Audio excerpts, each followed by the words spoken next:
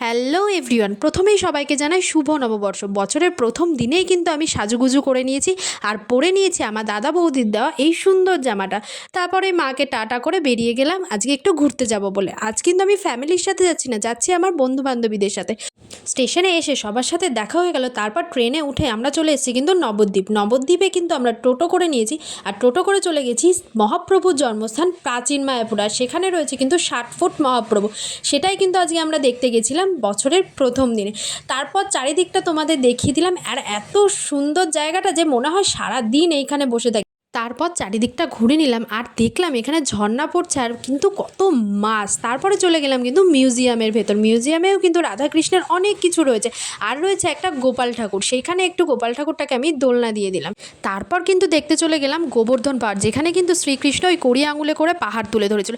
তারপরে হাঁটতে হাঁটতে বেরিয়ে পড়েছিলাম, আর বেরিয়ে এসে দেখি এত সুন্দর একটা ক্যাফে, যেটা কিন্তু আমরা জানতামই না যে নবদ্বীপের মধ্যে এত সুন্দর একটা ক্যাফে রয়েছে।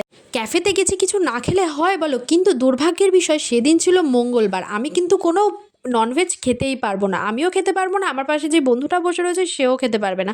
তাই জন্য আমরা নিয়ে নিয়েছি কফি, আর ওরা নিয়ে নিয়েছিল পনিরের একটা কি আইটেম, তাই সেটাই ওরা টেস্ট করছিল আর বলছিল খুব সুন্দর নাকি খেতে, আমরা যেন একবার টেস্ট করি। তাই আমরা বলছি না না, আমাদের যেহেতু আজ মঙ্গলবার আমরা খাবো না, তোরাই খা। তারপরে কিন্তু স্টেশনে চলে এসেছি। স্টেশনে চলে এসে আমরা কিন্তু একটু ফুটি খেয়ে নিয়েছি, তারপরে ট্রেন ধরে চলে এসেছি বাড়িতে যাওয়ার আগে সবাই মিলে একটু আইসক্রিম খেয়ে নিলাম। তারপর সবাইকে টাটা করে আমি চলে গেলাম বাড়ি। আর বাড়িতে গিয়ে দেখি মা করে নিয়ে এসে হালখাতা। আমি যেহেতু মিষ্টি খাই না, কিন্তু মিষ্টির প্যাকেট খুলতে আমার বেশ ভালোই লাগে। তো তোমাদের নতুন বছর অনেক ভালো কাটুক। আর আমার এই মিনি ব্লগটা কেমন লাগলো তোমরা কিন্তু অবশ্যই জানাবে। আজকের মতো টাটা।